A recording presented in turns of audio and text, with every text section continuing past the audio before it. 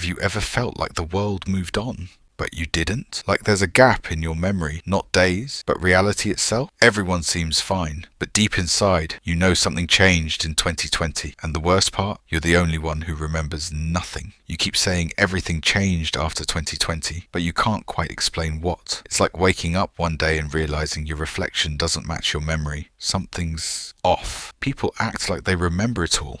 The lockdowns, the news, the chaos. But you? You don't remember the noise.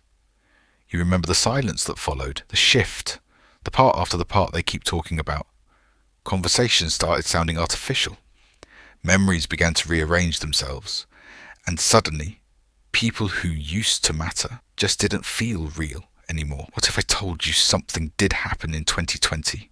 Something so big, so final, it couldn't be explained. So they erased it. They rewrote history, rebooted the timeline, gave everyone a story, but not you. You weren't synced properly. You slipped through the patch.